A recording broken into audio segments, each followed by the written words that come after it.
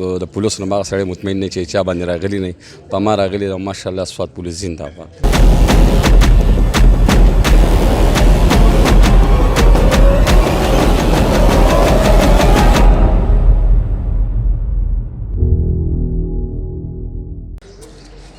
بسم الله الرحمن الرحیم. السلام علیکم. کتونکو دا ټایم د غالیګي په تاڼه کې موجود یم. د سوات پولیس چې کوم دی هغه ویښ دی، چوکس دی. دا هغه رشکه ده، تاسو ګورئ چې دا د غالیګي په تاڼه کې په دې ټایم کې موجود ده. 11 ورځې مخکې دغه رشکه د منګورې نه څه کسانو په کرایه باندې راویستي وو. بیا چې کوم دی د تحصیلي بریکوټ املوک درې په مقام باندې دغه واردات شو. هغه کس نه چې دا رشکه هغوی اخیستې وه د شپې او هغه څه نغدي پیسې ترې اخیستې وې، موبایل ترې اخیستی شوی. نو د سوات پولیس چې کوم دی د غالیګي پولیس چې دی هغوی دغه کاروایي وکړه او دا کس چې کوم دی هغه یو ملزم پکې گرفتار دی او د دغې سره کم فرار ملزمان چې دي د هغوی هم د گرفتارۍ کوشش شروع دی. دا ټایم زموږ سره هغه ملګری موجود دی چې دغه رشکه د چا وه، د چا نه دغه رشکه اخیستې وه. نو هغه ملګری په دې ټایم کې چې کېدل د پریس کانفرنس وشو، ډي اس پي سرکل بریکوټ احسان الله خان او تاڼه غالیګي ایس ایچ او فضل رحیم خان هغوی پریس کانفرنس وکړو. دغه ملګری را سره موجود دی. د ده نه په خپله اورو چېرې دغه واقعه څنګه مخې ته راغله او په څه طریقه د سره دغه واردات وشو. وروره دا راته ووایه، په خپل زباني راته ووایه چې کله دا واقعه وشوه، څنګه مخې ته راغله، دغه رشکه درنه په کوم ځای کې واخیسته او بیا د پولیسو کردار ته په څه نظر ګورئ؟ چې دا 9 تاریخ خو د جمعې شپه وه چې په 6:30 بجې باندې زه په اډه کې ولاړم. ټیک دی چې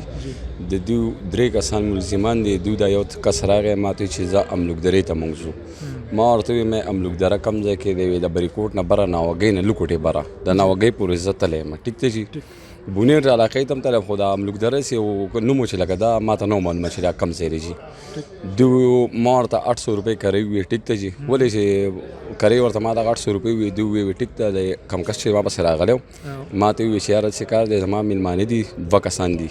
او زه د هغو سره په هوټل کې خبره کوم. ټیک دی چې په هوټل کې دي چیس کې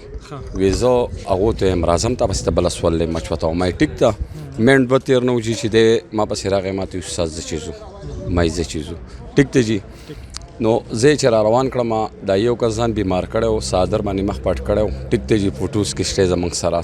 او نو هغه مخ پټ کړی ما په وډیګرام کې ګیس ور واچو ټینګه سلنډر مې پول کو دی. هلک ته مې وایي ما هلکه بیمار یې په سر دی دړلی، ما راشه هلته محبوب ډاکټر دی، ما هغه ته دې بوځم چې انجکشن درته ووایي. ټیک دی چې هغه ویل ما ګولۍ خوړلې دي چې کټ ورسم آرام وکړم زه به سیټ شم. ټیک دی چې بیا زه را روان شوم د بریکوټ بازار ته چې راورسېدم نو بیا دغلته دو راتن چالیه راغسته.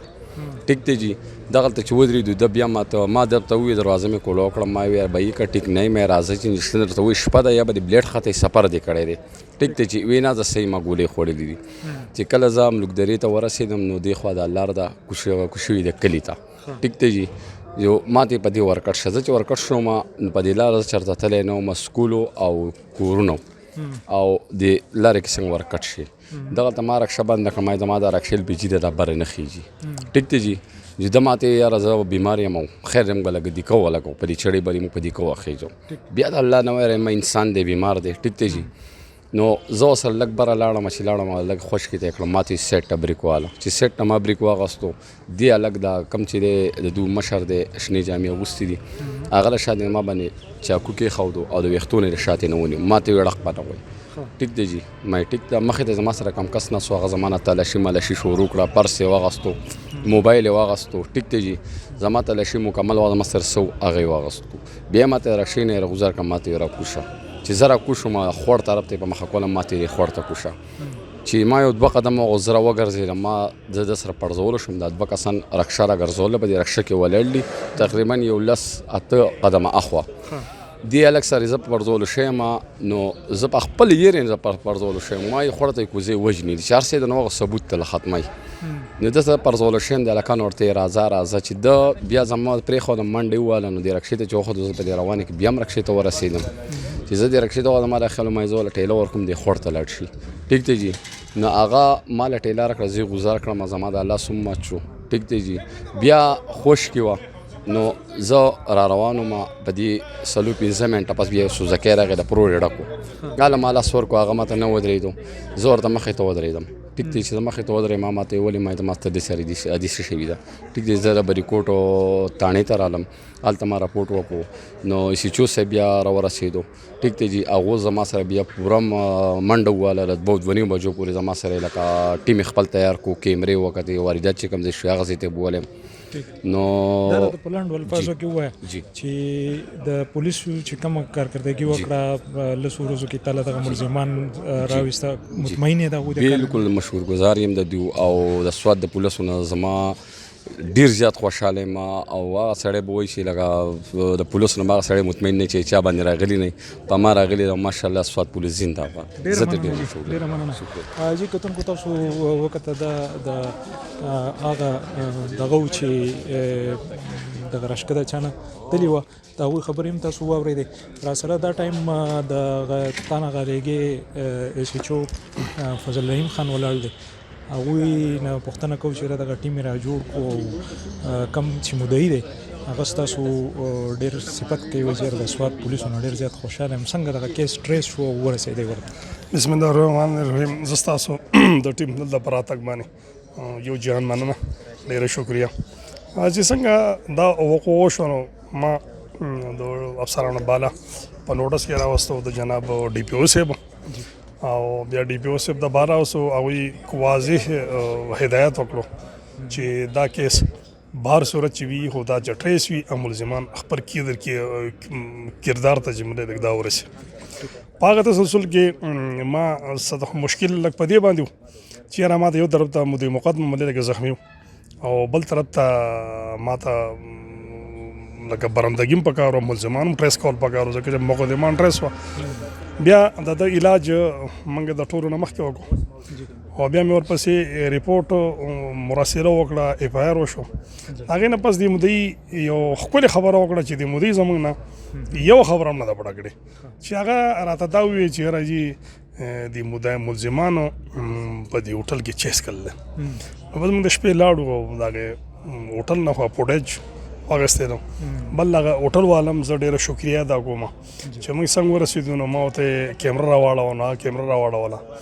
بس ښه په خندا په خوشحالۍ باندې کیمره راواړوله او د هغې نه موږ هغه فوټیج واغستې په فوټیج باندې بیا له کار شروع کړو بیا په دې منځ کې یو سیم موږ ته میلاو شو یو نمبر په هغې باندې چې موږ له کار شروع کړو نو بس نن پکې الحمدلله چې دغه یو ملزم پکې هم ګرفتار شو دو ملزمانو په ګرفتارۍ چاپې ملې مختلف ځایونو کې شروع دي او د خدای پاک نه امید ساتو چې دغه هم ډېر زر ګرفتار شي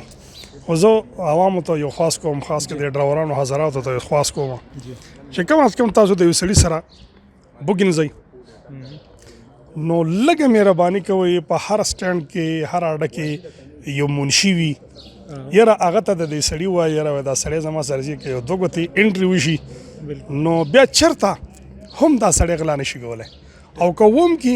هم دغه انټري به د مرۍ له لږه راځي او بل دا چا چې سی سی ټي وي کیمرې لګېدلي دي دیو ته زه پیغام ورکوم سوال ورته کوم چې یاره دا کیمرې برای مهرباني خو د خپل سیفټي دپاره تاسو هم لګولي خو لږ د پبلک د سیفټي دپاره که دا کیمرې داسې لږ غونته کې بار ولګي نو د دې سره په کیس کې ډېرې انتهایي کامیابیانې حاصلېږي ټیک ده چې ستاسو به له 20 منټه ټایم خرابېږي خو د ستاسو د 20 منټه د ټایم د خرابېدو بدولت مدعي مقدمې ته انصاف لږه میلاو شي ډېره مننه جی ډېره مننه جی کتونکو د بریکوټ پریس کلب چې کوم صحافیان دي هغوی وختن په وختن دغسې قسمه چې کوم کیسونه دي د هغې کوریج کوي او هغه موږ کوشش کوو چې دغه خپل میسیج چې کوم دی دا ورسوو هغه خلکو ته چې پولیس ویښ دی د پولیس سره چې کوم دی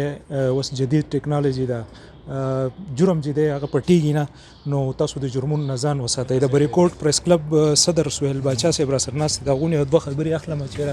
څه وایي د دې کیس په باره کې بیا خصوصا د میډیا د کردار په باره کې چېرې مونږ چې کوم دی دغه له کوریج ورکوو نو څه میسج او څه پیغام تاسو ورکوئ چې یاره جرم چې دی هغه خو په دې دور کې پټېږي نه؟ مظفر شاه کله چې دا واقعه راله نو یو خوشبو او اطلاع راله دا کم رخشي ډرایور چې و د لاس هم مات و د خوږ شوی هم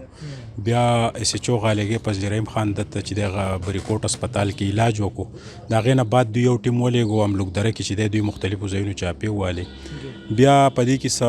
آوټ میډیا په دې کې څه پوسټونه هم لګولي چې یاره رخصه وشوه بریکوټ کې امن او امان خبره یې کړې وه نو هغوی ته بیا ریکویسټ وکړو چې یاره دغه کار چا کړی دی چې دغه خلک خبر نشي او دې کې پولیس لګیا دي نو نن چونکې د خبر ورځ وه او موږ رالو هغه خبر یو سره رخشم دا د ستاسو مخامخ ته کم مالک چې دی د رخشي هغه هم ستاسو مخامخ دی او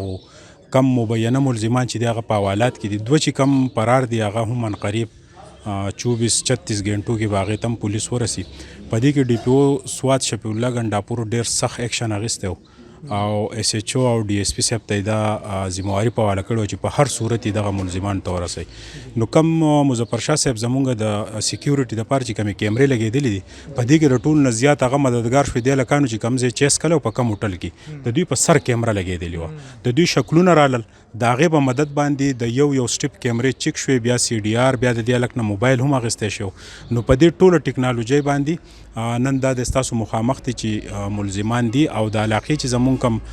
خان خوانین دي کم مشران دي هغوی ته یو ریکویسټ دی چې یاره تاسو یو سړي له کور په کرایه ورکوئ یا یو سړی د کراچۍ نه راشي یا د شانګلې نه راشي یا د دیر باجوړ نه راشي نو په دې لږ نظرثاني کوئ پولیسو ته اطلاع کوئ چې یاره دا کس راغلی د خپل ځای ولې د پرېښودی خپل کور کلی خو څوک نه پرېږدي که نه نو هغه بیا به ریکورډ ته راشي دا جرمونو کې ککړ وي په دې که تاسو ګورئ یو کس پکې د شانګلې دی یو کس پکې د کراچۍ دی بل کس هم پته نه لګي چې دا کم ځای دی نو دا ټول صورتحال چې دی په دې مونږ د علاقې مشران زمونږ میډیا زمونږ قومي جرګه زمونږ ډي آر سی هغوی له پکار دی چې په دې نظر وساتي او د دغه خلکو مونږ مخنیوی وکړو. ډېره مننه جی کتونکو تاسو د اس ایچ او صاحب د دې کیس د مدعي او د بریکوټ پریس کلب صدر سهیل باچا خبرې واورېدې د ټولو نه اهم خبرې دوه درې پوینټس دي په دې کې چې کوم صدر صاحب وویل چې یاره یو خو د کیمرو چې دغه کم سیسټم دی نو پکار دی چې دغه اس ایچ او صاحب هم په خپلو خبرو کې وکړي چې یو کیمره موږ بهر ومو د دغې کیمرو په مدد سره دغې ملزمانو ته موږ ورسوي دویمه او اهم خبره چې دا په دې کې مقامي خلک چې کوم د تحصیل بریکوټ دی هغه په دې کیس کې نه دي ککړ بلکې دغه چې کوم ملزمان دي دا غیر مقامي خلک دي خو دلته آباد دي نو پکار دی چې موږ په کرایه باندې ځای ورکو کور ورکو چې موږ له اول دغه کس تحقیقات ضرور وکړو تر یو بل پروګرام پورې ماله اجازت راکړئ د تل پاتې خدای په امان.